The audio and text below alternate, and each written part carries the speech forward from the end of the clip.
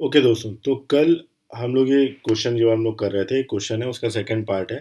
Question कह रहा है कि यदि विक्रय मूल्य दुगना कर दिया जाए तो लाभ 3 गुना हो जाता है। तो बताना है कि जो प्रॉफिट का परसेंटेज है यानी कि लाभ प्रतिशत हमें बताना है। तो यहाँ पर दो तीन चीज़ें हैं जो आपको याद रखनी है कि विक्रय मूल्य जो होता है हमारा वो क्या होता है, सेलिंग प्राइस होता है। ठीक है। और कह रहा है कि सेलिंग प्राइस को हम डबल कर देते हैं, राइट। तो चलिए सबसे पहले जैसे मैंने आपको बताया कि जो हम लोग कॉस्ट प्राइस मानते हैं वो कॉस्ट प्राइस हम लोग क्या मानते हैं, कॉस्ट प्राइस हमारा क्या होता है 100। ठीक है, ऑलवेज हम लोग 100% लेकर ही कॉस्ट प्राइस को चलेंगे। ठीक। अब अगर हम बात करते हैं सेलिंग प्राइस की, तो देखिए सेलिंग प्राइस क्या होता है, हमारे दो चीज़ों पर डिपेंड करता है। या तो भाई मेरा कॉस्ट प्राइस होगा और प्लस का प्रॉफिट होगा। ठीक। या दूसरी सिचुएशन बन जाती है कि मान लीजिए कॉस्ट प्राइस होगा या फिर माइनस प्रॉफिट होगा। प्रॉफिट का मतलब यहाँ पे लॉस हो जाएगा। ठीक है, ये होगा, है ना। तो यहाँ पे जो सेलिंग प्राइस होगा हमारा वो क्या होगा, कॉस्ट प्राइस प्लस का प्रॉफिट होगा या फिर कॉस्ट प्राइस माइनस का लॉस होगा। लेकिन क्वेश्चन में यहाँ पे उसने क्लियर दे दिया है लाभ, तो यानी कि प्रॉफिट हो रहा, तो इसका मतलब इस स्टेटमेंट पे हम लोग फॉलो करेंगे। ठीक है। तो यहाँ पे सीपी मैंने मान लिया 100 है और प्रॉफिट को मैं मान लेता हूँ पी। ठीक है, प्रॉफिट को मैं पी ही मान लेता हूँ, है ना। पी से प्रॉफिट याद रहेगा हमें। ठीक। तो अगर मैं बात करता हूँ सेलिंग प्राइस की, तो ये वाला जो स्टेटमेंट है ये क्लियर हो जाएगा, यानी selling price is equal to हमारे पास क्या हो जाएगा, सीपी और प्लस का प्रॉफिट। ये स्टेटमेंट हमारे पास सेलिंग प्राइस के लिए आ जाएगा। अब चलते हैं भाई क्वेश्चन के ऊपर। क्वेश्चन ये कह रहा है कि भाई अगर विक्रय मूल्य को दुगना कर दिया जाए, विक्रय मूल्य का मतलब क्या हो गया भाई, अगर सेलिंग प्राइस को हम क्या कर दें, दो गुना कर दें। ठीक है।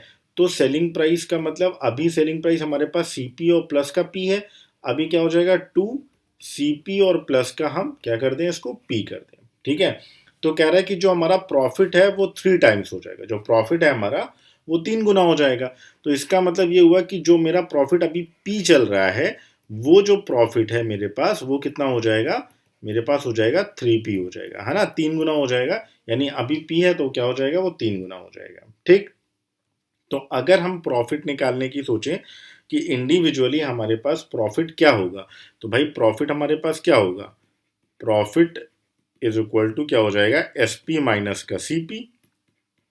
यही तो होगा, एस पी माइनस का सी पी हमारे पास हो जाएगा। ठीक है। और अकॉर्डिंग टू क्वेश्चन जो भी बोल रहा है कि 3 गुना हो जाएगा, तो अभी मेरे पास प्रॉफिट कितना है, 3P है। ठीक है, अभी मेरे पास जो प्रॉफिट है वो कितना है, मेरे पास 3P है। और अभी जो मेरे पास SP है वो ये है, SP कितना है मेरे पास, 2CP और प्लस का P। ये मेरे पास नया वाला SP है, वो कह रहा डबल हो जाएगा। कह रहा माइनस का CP, और CP तो मेरे पास भाई 100 ही है, तो मैंने कर दिया माइनस का 100। अब अगर इसको मैं सॉल्व कर लेता हूँ तो मेरे पास कितना हो जाएगा, 3P is equal to 2CP और प्लस का 2P और माइनस का 100 हो जाएगा, राइट। तो अगर ये इधर ले आएंगे तो मेरे पास क्या हो जाएगा, अगर मैं इसको जो मेरे पास 2P है मेरे पास, ठीक है, तो 2P मेरे पास ये है, और भाई CP का मतलब क्या हो गया भाई, ये 2CP हो गया, और CP की वैल्यू तो मेरे पास 100 है, राइट। तो 2 × 100 हो जाएगा। ठीक है, और माइनस का ये 100 हो जाएगा, और ये 2P को मैं इस तरफ ट्रांसफर कर लूँगा तो मेरे पास क्या हो जाएगा, P। तो P इज इक्वल टू कितना हो जाएगा, 200 और माइनस का 100, यानी कितना हो जाएगा, 100। ठीक है। तो यानी कि जो प्रॉफिट होगा मेरा वो 100 होगा, राइट। और मेरे पास सीपी कितना था, 100 था। और मैंने स्टार्टिंग में आपको बताया था कि अगर मुझे प्रॉफिट या लॉस निकालना है तो ऑलवेज हम लोग किस पे निकालते हैं, सीपी पे निकालते हैं। ठीक है। तो मेरे पास प्रॉफिट कितना हुआ, 100 रुपये का हुआ, और सीपी मेरे पास कितना है, 100 रुपये का। तो मुझे निकालना है कितने परसेंट का प्रॉफिट हुआ है। ठीक है, तो क्या कर लेंगे, 100 प्रॉफिट हो गया, और ऑलवेज किस पे निकल आता है, सीपी पे निकल आता है, तो 100 × 100 ये हो जाएगा, 100 कैंसिल, तो यानी कि 100%। ठीक है। तो यानी कि यहाँ इसका आंसर क्या आ जाएगा, 100% आ जाएगा। ठीक है। तो क्वेश्चन की लैंग्वेज को थोड़ा सा घुमा दिए हैं, बाकी कुछ नहीं है, तो इसको अच्छी तरीके से समझ के चलिए और क्वेश्चन करिए। ठीक। चलिए नेक्स्ट क्वेश्चन चलते हैं। नेक्स्ट क्वेश्चन कह रहा कि यदि 10 मोमबत्तियों का क्रय मूल्य का मतलब क्या होता है, सीपी होता है ना। क्रय मूल्य का मतलब क्या हो गया, कॉस्ट प्राइस हो गया, 8 मोमबत्तियों के विक्रय मूल्य के बराबर है। ठीक है, यानी कि जो 8 मोमबत्तियों के विक्रय मूल्य के बराबर है, तो बताओ लाभ या हानि का परसेंटेज हमको बताना है। ठीक है।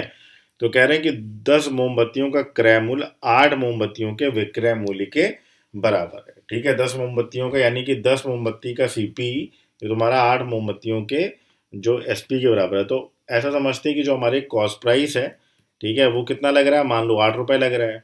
ठीक है ना। यही तो कह रहा है ना कि 10 मोमबत्तियों का क्रय मूल्य 8 मोमबत्तियों के विक्रय मूल्य के बराबर है। तो यानी मान लो अगर 1-1 रुपए की मोमबत्ती है तो हमारा कितना रुपए लग रहा है भाई। 10 मोमबत्तियों का जो क्रय मूल्य है वो 8 मोमबत्तियों के विक्रय मूल्य के बराबर है। तो मैंने मान लिया सीपी भाई मेरे पास कितनी हो गई, 8 रुपए हो गई। और एसपी मैंने मान लिया कितना हो गया भैया, मेरे पास 10 रुपए हो गया, या 10 मान लो, 8 मान लो, कुछ भी है। ठीक है, तो मेरे पास प्रॉफिट क्या होगा, प्रॉफिट मेरे पास भाई यही होगा कि 10 माइनस 8, तो कितना हो जाएगा, 2 रुपए का प्रॉफिट हो जाएगा। अगर मोटा मोटा रुपए पे हम देख लें, बस निकाल लेते हैं भाई कितना परसेंट का प्रॉफिट हुआ। तो 2 बाई क्या हो जाएगा, 8 हो जाएगा, और इंटू हो जाएगा 100।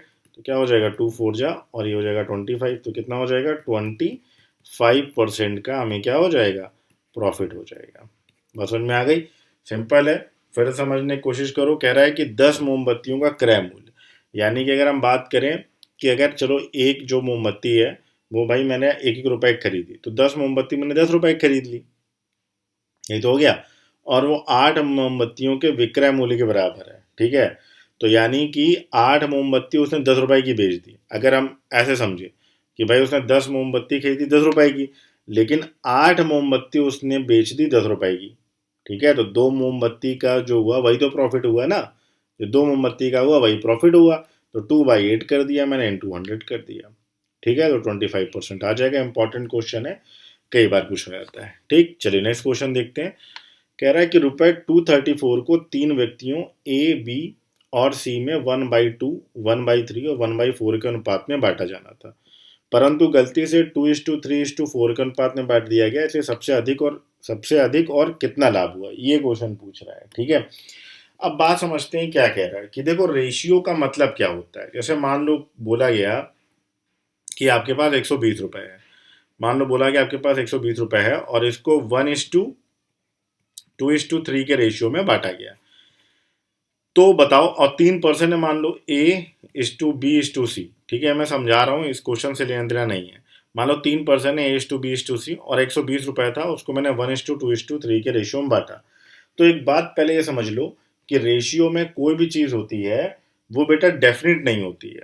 ठीक है, वो डेफिनेट नहीं होती है। इसका मतलब ये होता है कि इसके बगल में कहीं ना कहीं क्या लगा होता है, एक एक्स लगा होता है। ठीक है, तो एक्चुअली में ये जो क्वेश्चन कह रहा है वो ये कह रहा है कि 120 रुपए को मैंने बांटा है वो 1x, 2x और 3x में। ठीक है, 1x का मतलब 1 रेशियो, 2x का मतलब 2 रेशियो, और 3x का मतलब 3 रेशियो मैंने डिवाइड किया है। तो इसका मतलब ये हो गया कि भाई जो 120 रुपीज़ है आपका, वो बराबर ये सारा रेशियो है, यानी कि ये सारे रेशियो क्या करना पड़ेगा, मुझे ऐड करना पड़ेगा। ठीक है, तो क्या हो जाएगा, 3:2:1, यानी इनको ऐड कर दो तो 120 इज इक्वल टू कितना हो जाएगा, 6x हो जाएगा। यहाँ से x की वैल्यू निकाल लो, 20 आ जाएगी। ठीक है, बात समझ में आ गई। यानी कि जो रेशियो का पोर्शन दिया होता है वो टोटल मनी का ही क्या होता है, डिवाइड होता है। तो अगर निकालना होता है कि टोटल मनी हम कैसे निकालेंगे एबीसी के लिए, तो जितना भी रेशियो दिया होता है, यानी कि 1:2:3 इस क्वेश्चन में दिया है, उस रेशियो को आप क्या कर लेते हैं, ऐड कर लेते हैं। और ऐड करने के बाद आपको क्या करना होता है, डिवाइड कर देना होता है, और एक्स की वैल्यू हम निकाल लेते हैं। ठीक है, एक्स की वैल्यू आ गई तो एक्स का यहाँ पे वैल्यू रख दो।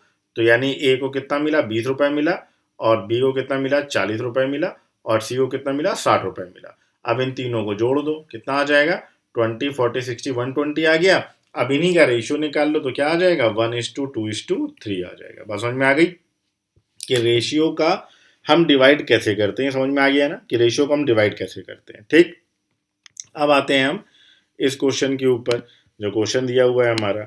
अब क्वेश्चन ये कह रहा है आपसे कि भाई 1:2:, जब कभी ऐसा रेशनल नंबर पे दिया होता है, यानी कि डिवाइड पे दिया होता है, तो सबसे पहले हम कोशिश ये करते हैं कि भाई पहले हम इसको क्या कर लें, बिल्कुल सीक्वेंस फॉर्म पे बना लें। ठीक, तो सीक्वेंस फॉर्म पे बनाने के लिए हमको क्या करना पड़ेगा, हमें करना पड़ेगा भाई, यहाँ पे दिया है 1:2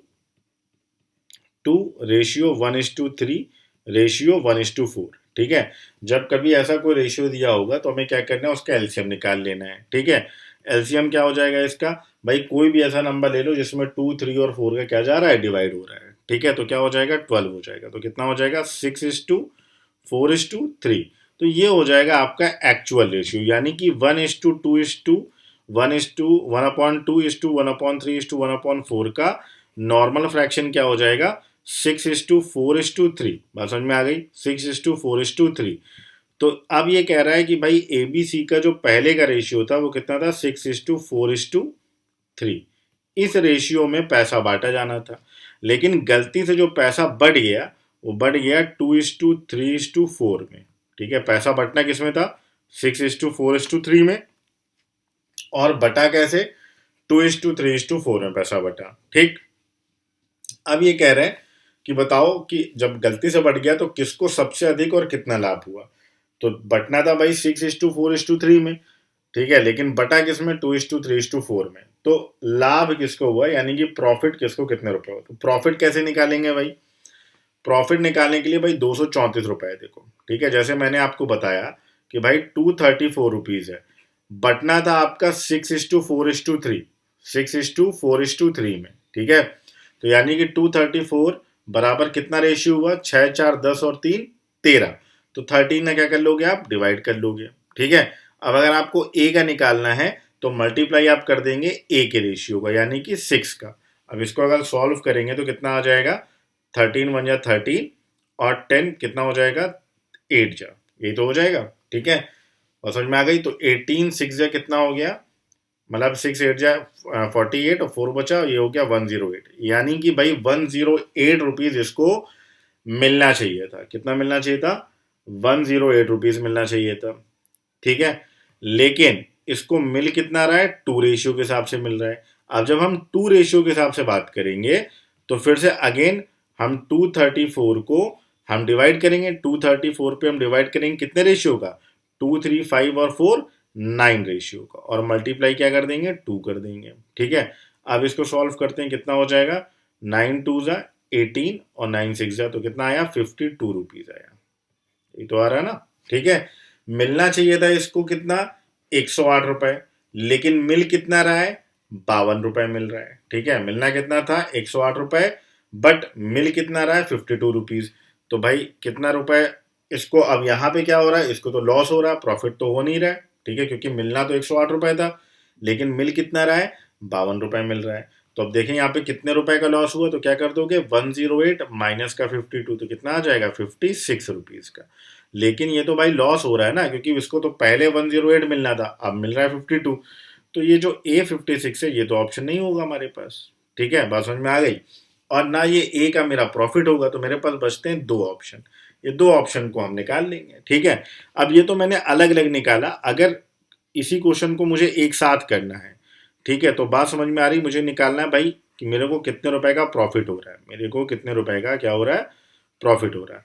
तो मैं क्या करूंगा इस चीज में, मैं एक साथ अगर इसको करने की कोशिश करूंगा, ठीक है, अगर मैं एक साथ करने की कोशिश करूंगा तो क्या हो जाएगा, देखो मेरे पास है 234 और डिवाइड बाई कितना है 13, और ए की वैल्यू निकाल ली मैंने 6, और यहीं पे कर दो माइनस, कहीं जाने की जरूरत नहीं, यहीं पे कर दो माइनस।